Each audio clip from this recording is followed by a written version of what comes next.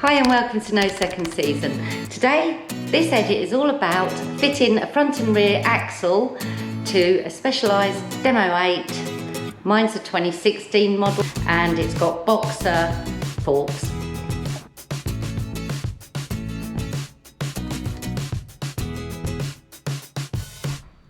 Okay, so let's get on with it. We'll start at the front, so we want to go to the left-hand side.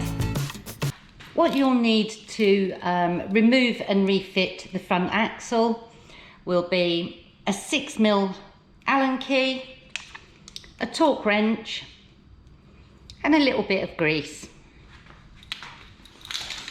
So we're on the left-hand side of the bike. First thing we do, this screw has got notches. It moves in little jumps, you'll feel it. And the manual tells you to take it to the very loosest notch. So just loosen it right up. If you loosen it too much and it comes out, don't worry, just screw it back in. It does come out, but the looser the better as far as I'm concerned. I can't stress enough how important it is that you loosen this notched screw before you attempt to loosen and remove your front axle. It's absolutely crucial. If you don't do it, you will fuck your forks. So always loosen this off. Then we go round to the right hand side and there's another 6mm screw, and this has been torqued up, so we want to loosen it up and we want to take it out. Now it's only got 3 threads, so it only needs 3 turns and it's out. And out it comes. It's as easy as that. Now on mine, it's got removal instructions, which says step 1, counterclockwise until no clicks. Step 2, counterclockwise to remove. To install, step 1, torque up to 5.7 Newton meters, and then step 2, 8 clicks. Now we'll discuss that in a little while, but I just want to show you this tapered washer. So this is the notched screw that moves in little jumps, and this is the tapered washer or spacer that is on it. As we tighten this screw with notches, going clockwise, what's happening is this tapered spacer is splaying out the axle, because the axle has a split here and on the other side. And what it's doing is it's splaying it out and tightening the thread in your fork. Now I can imagine what's happened is with people who get them seized up is they've tightened this to the maximum. They've not followed the instructions. They've tightened to the maximum. And then when they go to remove it, they don't loosen it. They just undo this end and try and hammer it out.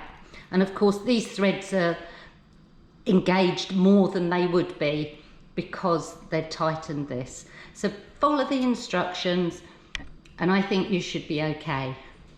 We're going to refit it now. I always put a tiny amount of grease on my axles, on the threads, all over it, just to give it some protection. Hardly anything, just a very thin film. There you are, just a thin film. And then we slot it back in, give the wheel a little jiggle, and this tightens to 5.7 Newton meters. Now I don't have a torque wrench, so I improvise. Back round to the left hand side. As you saw, written on the axle, it says 8 clicks. Well, if I get to the first click, let's get there. That's the first click. So 1, 2, 3, 4, 5, 6, 7, 8. So that's 8 clicks.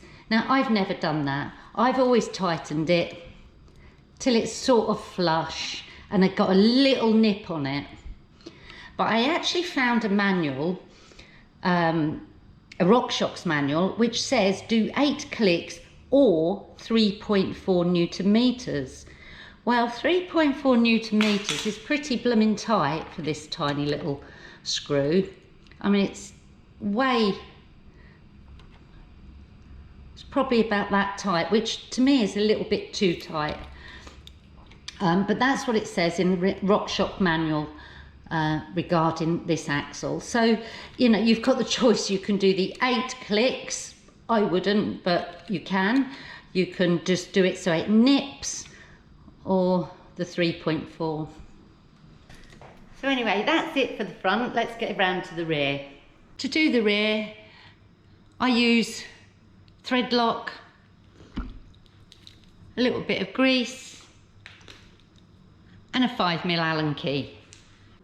What I do first of all is hook up my derailleur, so there's no stress on the wheel, the chain's just all floppy. You can see this bracket here, we want to remove this. There's a little peg that is loosely inserted into the derailleur, and there's a 5mm Allen key here.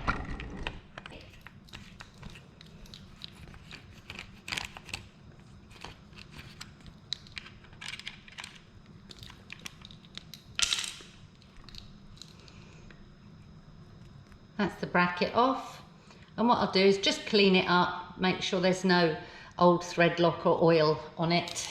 We've removed the screw from here, and that screw goes directly into the axle, but the axle is still clamped slightly by this bracket.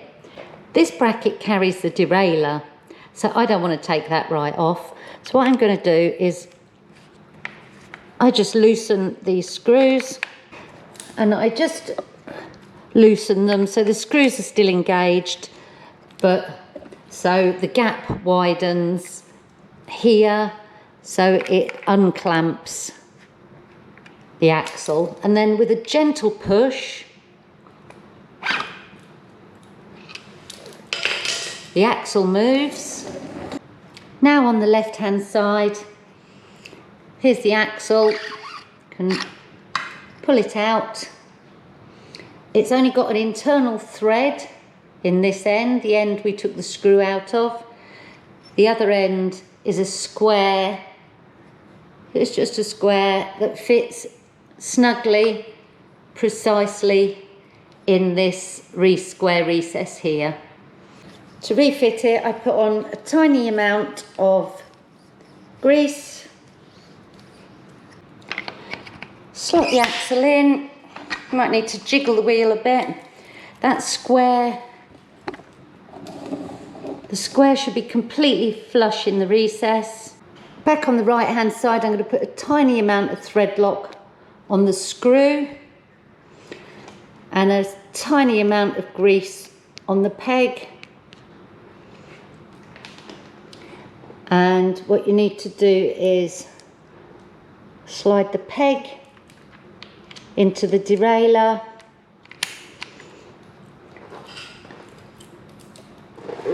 and screw the screw back into the axle.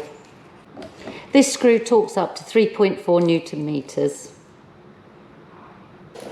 What I do is take each one of these screws out one at a time, clean it up, put a tiny drop of thread lock on it, and then wind it back in, but don't tighten it, just get it so it starts clamping.